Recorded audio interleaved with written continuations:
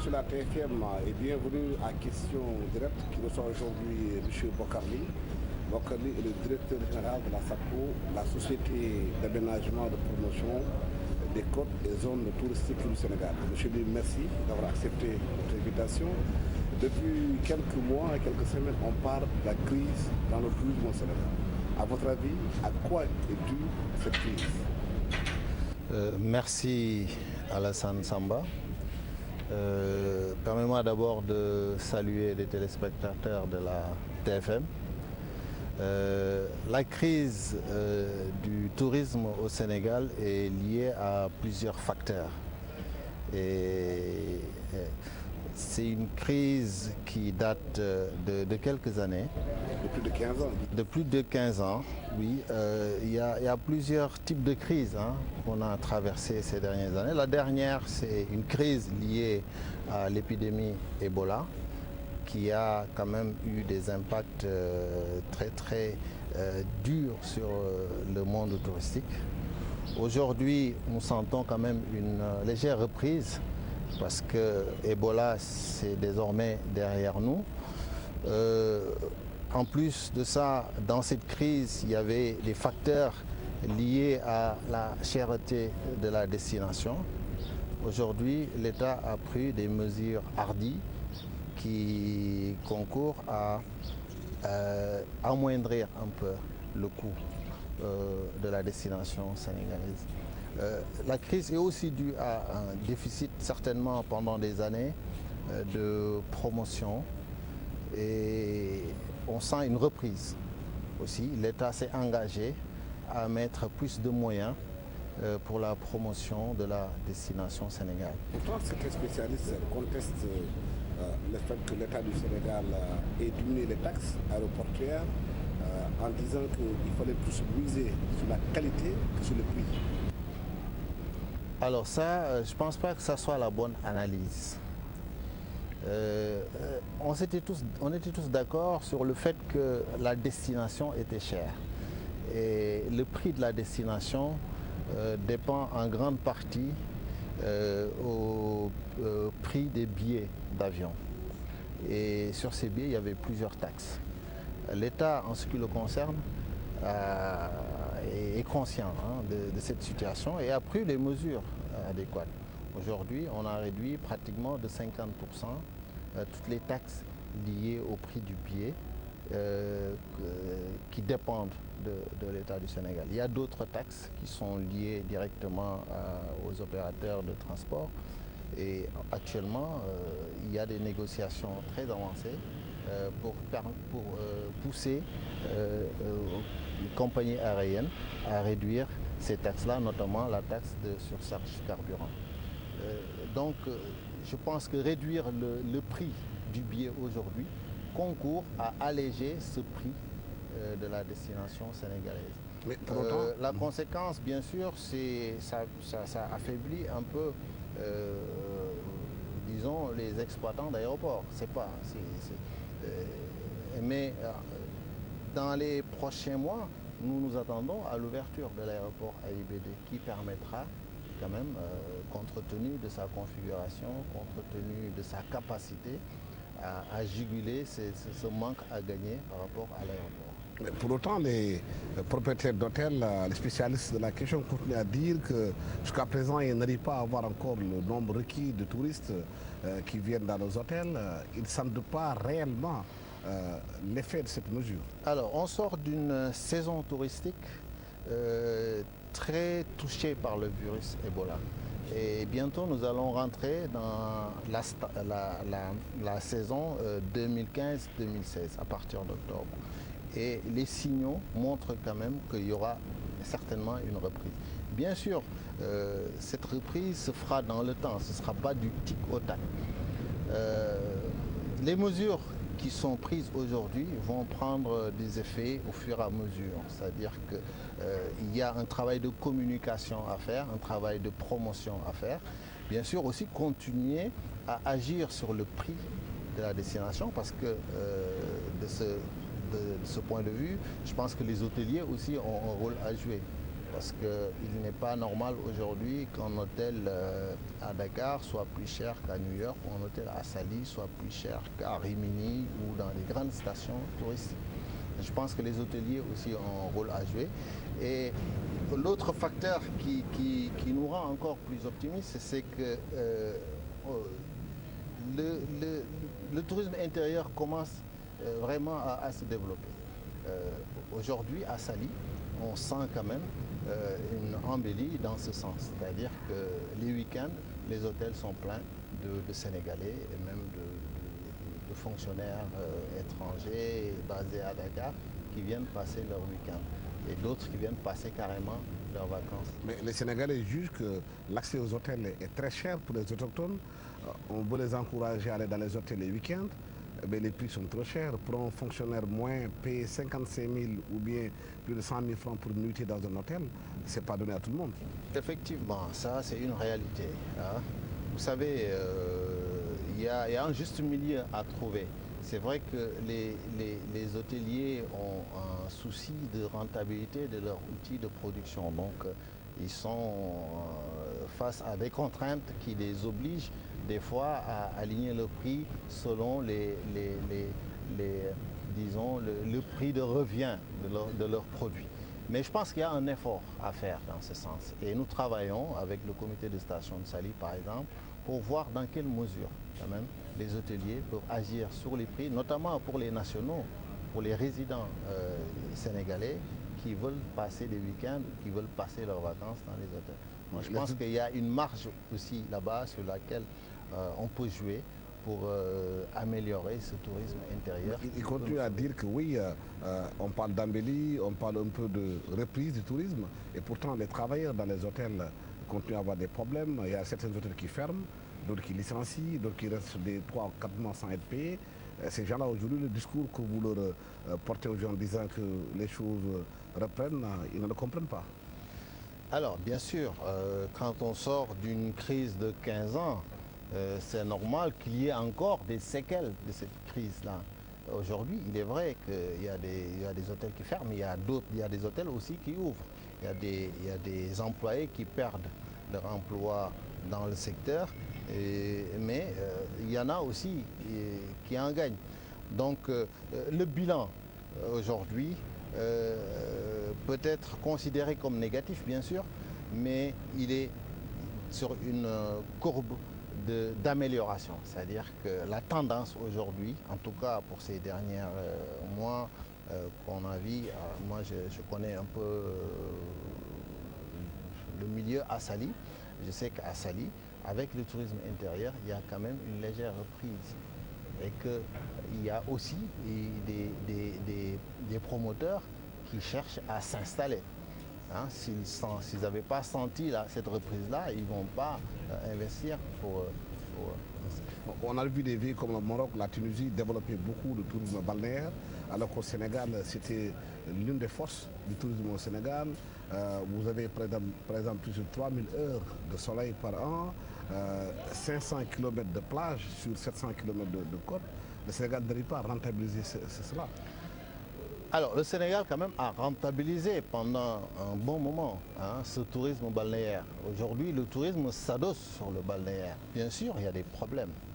Il y a des problèmes sur d'érosion côtière à Saly, par exemple, et que l'État en est conscient et a pris, bien sûr, les devants pour régler ce problème.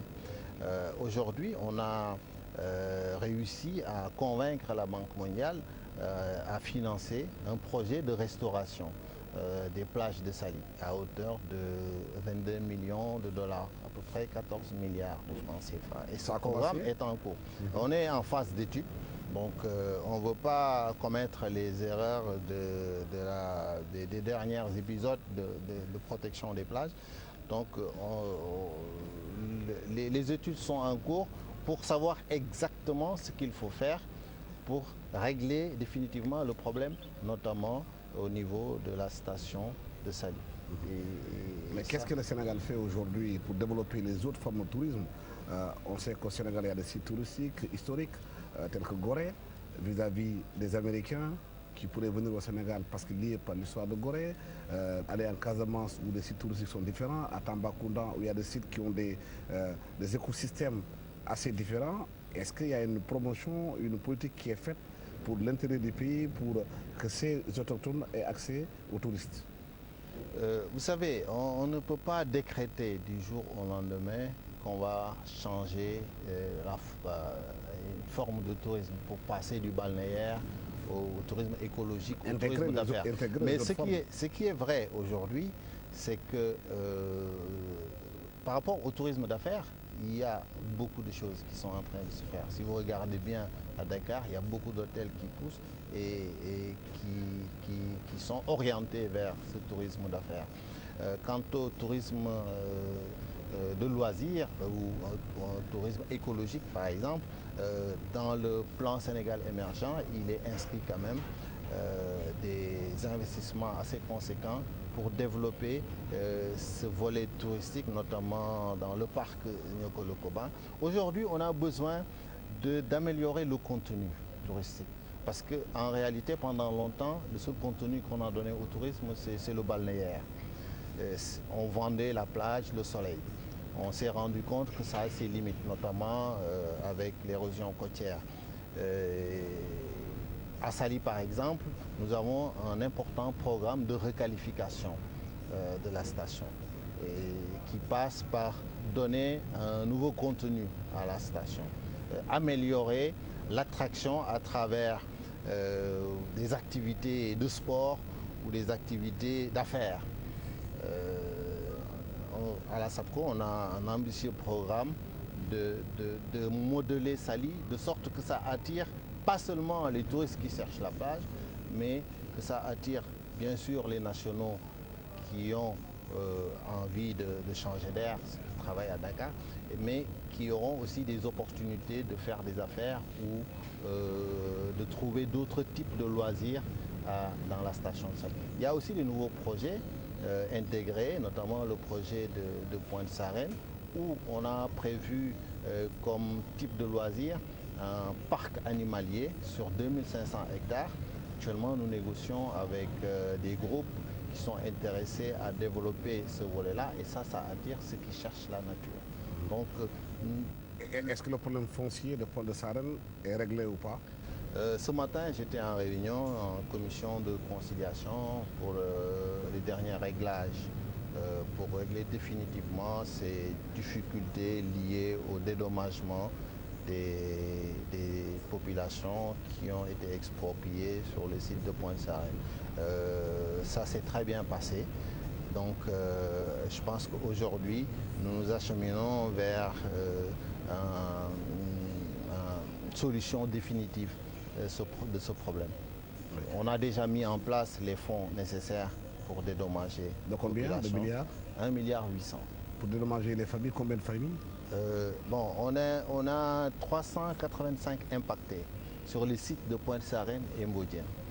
Et sur ces 385, la majorité est prête à prendre ce qu'il a comme indemnité et à libérer le site. En réalité, sur Mbodiène et sur Pointe-Sarène, il n'y a pas beaucoup d'installations. Il y avait plutôt des champs de villageois.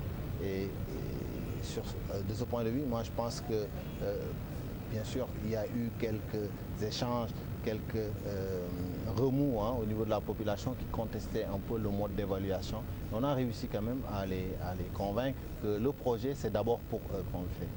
C'est-à-dire qu'il est vrai qu'il y aura des expropriés sur le site, mais l'impact du projet est bien plus important que ce que les gens vont perdre par rapport à la terre qui servait plutôt à faire l'agriculture. Mais pourquoi le tourisme au Sénégal souffre de promotion? Quand on fait une comparaison à l'extérieur du Sénégal, en France et dans d'autres pays comme les États-Unis, on voit la présence massive de la publicité touristique pour le Maroc, pour la Tunisie, pour d'autres pays, dans les métros, dans les journaux de référence, mais on ne voit pas le Sénégal. Alors, la promotion d'abord, ça coûte très cher. Par exemple, pour faire passer une bande-annonce sur une chaîne de télé internationale, vous savez mieux que moi ce que ça coûte. Donc il faut des moyens. Et pendant longtemps, on a négligé cet aspect du tourisme. C'est-à-dire que ce n'était pas une priorité de l'État sénégalais de mettre tous ces moyens-là pour la promotion de la destination. Aujourd'hui, on se rend compte du manque à gagner. C'est-à-dire que si on avait vraiment investi à son temps ce qu'il fallait pour vraiment être agressif sur les marchés émetteurs, aujourd'hui, je ne dirais pas qu'il n'y aurait pas de problème, mais on en souffrirait moins. Parce que quand même le tourisme représente pour l'économie sénégalaise quelque chose de très très important. On peut même le qualifier de deuxième secteur économique. Pardon. Parce qu'il est en deuxième en termes d'emploi, étant aussi deuxième en termes de rentrée de devises pour l'État.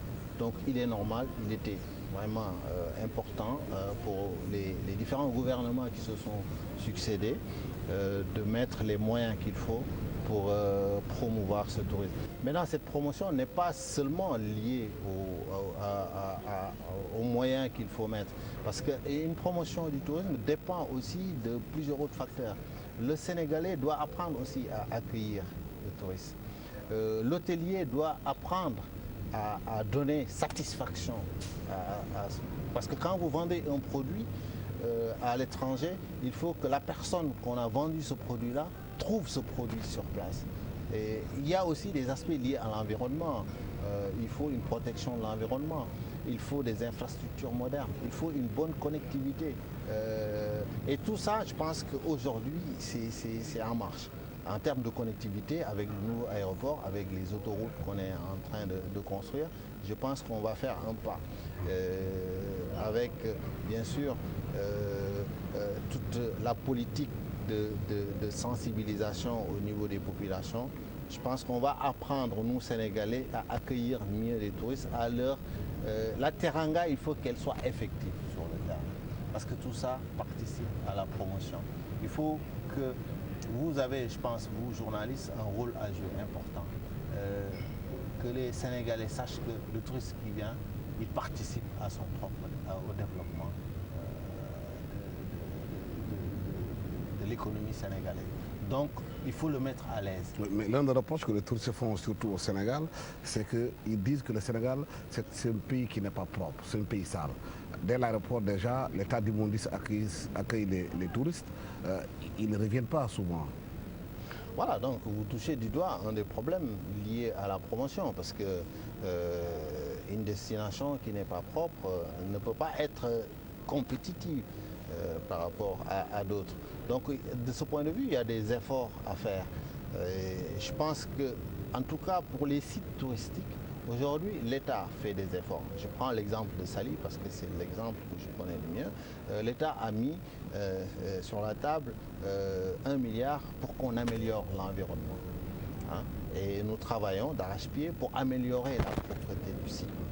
On a des équipes, on a 67 personnes sur place qui travaillent jour et nuit pour le nettoyage des sites. On a des équipes qui sont chargées de la sécurité parce que ça aussi c'est important.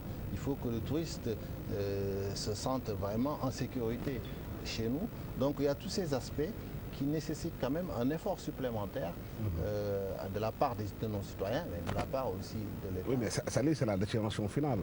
D'abord, c'est l'aéroport, c'est le contact avec les taxis qui sont à l'aéroport, c'est la circulation jusqu'à Saly. Tout ça entre en ligne de compte de l'appréciation du touriste. Mais quand il vient à l'aéroport de Dakar, il trouve que c'est sale.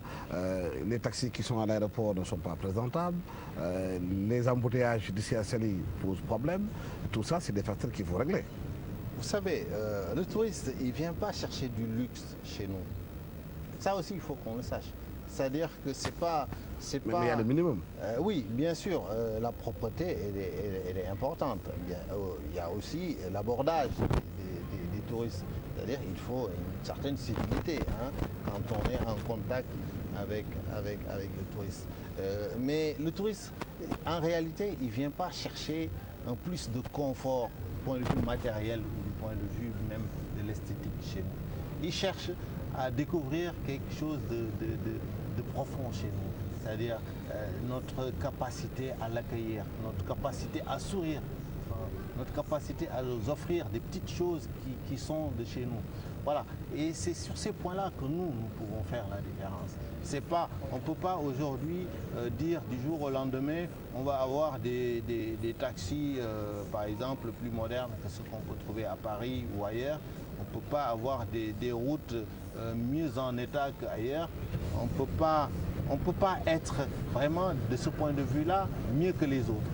Mais on a quand même des choses à offrir. Et sur ces points-là, c'est là qu'on doit travailler. Pour que le touriste sente quand même qu'au Sénégal, il y a une différence. Parce qu'il est venu chercher cette touche-là qui fait du Sénégal un pays particulier, un pays différent des autres. Je pense que sur ces points, on peut quand même travailler et gagner. Oui. Au-delà des aspects positifs qu'il faut mettre en place pour que le tourisme vienne, il y a aussi des aspects négatifs du tourisme. Par exemple, Saly, les gens parlent beaucoup de tourisme sexuel, parlent beaucoup de pédophilie. Les enfants aussi, qu'est-ce qu'il faut faire pour les protéger contre peut-être certains prédateurs qui viennent au Sénégal chercher ce genre de situation? Alors, par rapport à la prostitution ou bien à la délinquance sexuelle, ça c'est des aspects qui sont inhérents au tourisme dans tous les pays du monde. Mais ça n'empêche qu'il y a de la protection. Maintenant, nous avons le devoir de protéger nos populations. Nous avons le devoir d'éduquer nos populations pour que face aux touristes, qu'ils ne soient pas tentés par cette perversion qui accompagne toute vague humaine. Aujourd'hui, à Saly, nous avons pris, des mesures pour vraiment réduire au minimum ce côté sombre. Quelles sont ces mesures? Alors, nous avons amélioré un peu la surveillance au niveau de la sécurité. Vous savez, si vous venez à Saly, il y a des parkings où les gens se rassemblent. Souvent, c'est souvent des filles qui viennent de très loin, qui viennent faire le trottoir là-bas. Et nous avons mis à contribution la gendarmerie qui est à pied d'œuvre tous les soirs pour empêcher que le racolage puisse se faire dans les rues, pour empêcher aussi que les enfants circulent la nuit dans la station. Bien sûr, c'est difficile parce que c'est des questions qui demandent aussi une certaine réglementation. Et aujourd'hui, nous avons quand même interpellé les autorités pour que le cadre légal dans ces stations, dans ces espaces où il y a un brassage entre touristes et nationaux, qu'il y ait un cadre vraiment légal qui permet quand même d'empêcher certaines pratiques. Parce que un touriste qui vient, on ne sait pas qui il est, qu'est-ce qu'il a comme histoire. Bien sûr, on ne peut pas avoir une maîtrise complète de ce qu'il va faire, de son action sur place. Mais ce qu'on peut, c'est nous protéger nos populations contre une certaine forme de... L'ambition du Sénégal, c'est d'avoir au moins 2 millions de touristes, près de 2 millions de touristes. Est-ce que cette ambition-là est possible dans un pays qui n'a pas de compagnie aérienne légale mise en place qui peut aujourd'hui faire ce travail pour aller chercher les touristes, proposer des billets moins chers pour qu'ils puissent venir au Sénégal? Alors, il y a des pays qui réussissent sans avoir de compagnie nationale très forte. Quels sont ces pays? Vous prenez par exemple la Gambie, qui n'a pas une flotte supérieure à celle du Sénégal. Il y a une compagnie quand même. Qui marche, une compagnie qui marche en Gambie. Oui, mais c'est pas les compagnies. En fait, c'est pas les compagnies nationales qui acheminent réellement le gros du tourisme. C'est d'abord, bien sûr, il est important que le Sénégal soit un hub aérien, et pour que ça soit un vrai hub, il faut qu'on ait une compagnie nationale forte. Il est vrai qu'aujourd'hui, la compagnie Sénégal Airlines a des difficultés. Et je pense qu'il y a quand même des décisions à prendre et qui sont en train d'être peaufinées pour vraiment remettre cette compagnie au niveau des autres de ses concurrents africains. Parce que la position géographique de Dakar fait que c'est un hub naturel. Donc il suffit d'un petit effort pour que vraiment le Sénégal soit un point de passage de tous les voyageurs qui viennent en Afrique occidentale. Et ça peut contribuer grandement au développement du tourisme. Il est vrai que dans certains pays, ils favorisent plutôt ce qu'on appelle le open sky. Ils ouvrent le ciel aux compagnies low cost qui peuvent acheminer facilement les touristes. Je pense que c'est aussi des pistes sur lesquelles on est en train de travailler pour voir comment améliorer le trafic, même si il est nécessaire aujourd'hui que la compagnie nationale soit une compagnie capable vraiment de desservir au moins la sous-région pour faire de Dakar le hub naturel qu'il doit être. Est-ce qu'il n'y a pas un problème de stratégie au Sénégal par rapport au tourisme quand on sait qu'au niveau de la CEDEAO, il y a 300 millions de consommateurs, que rarement le Sénégal s'oriente dans les pays de la sous-région de la CEDEAO pour attirer cette classe moyenne africaine qui commence à se mettre en place pour qu'ils viennent faire du tourisme au Sénégal? Bon, le travail est en train d'être fait. Et de plus en plus, si vous observez, disons, le milieu du tourisme, vous allez vous rendre compte que de plus en plus, il y a des Ivoiriens, des Maliens, des Guinéens qui viennent passer leurs vacances au Sénégal. Je me rappelle, il y a 2 ans, on a été au salon d'Abidjan où quand même on a reçu pas mal d'Ivoiriens qui souhaitent découvrir le Sénégal. Et cette politique-là, elle est en train d'être déroulée depuis 2 ans. Donc nous allons dans les salons des pays, disons, de l'Afrique occidentale. Et nous sommes conscients que c'est un potentiel énorme qu'il faut exploiter. Le Maroc l'a fait. Aujourd'hui, il y a beaucoup de touristes sénégalais qui vont au Maroc parce qu'ils ont fait le travail, ils ont fait la promotion chez nous. Et nous en sommes conscients. Et aujourd'hui, nous aussi, on est en train de faire le travail. Bien sûr, c'est un travail qui n'aura pas des résultats immédiats. Ce ne sera pas tout de suite. Vous savez, c'est avec vraiment l'avènement de Macky Sall que les grandes décisions pour booster ce tourisme-là ont été prises. Parce que pendant 12 ans, on a pensé que le tourisme n'était pas un secteur important. Maintenant,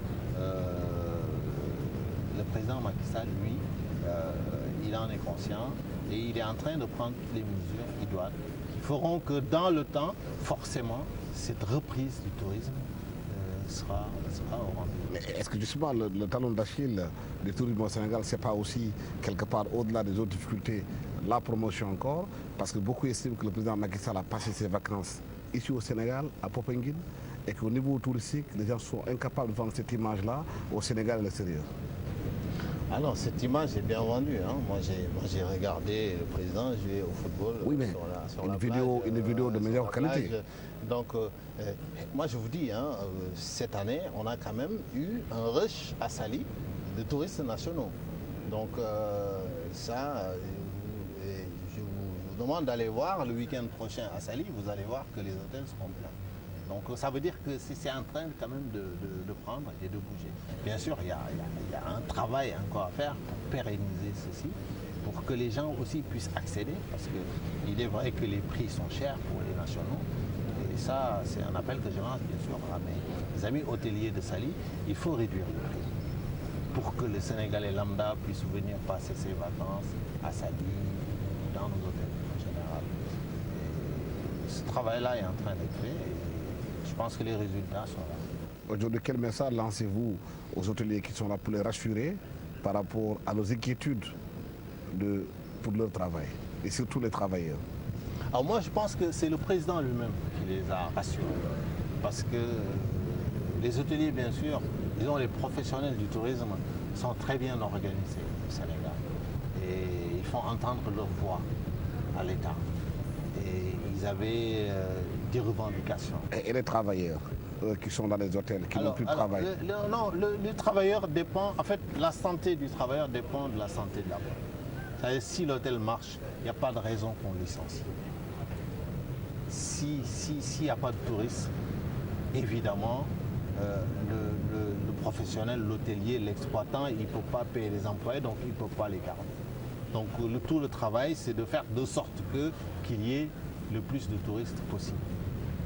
Et je pense que ce travail est en train d'être fait. Je disais tout à l'heure que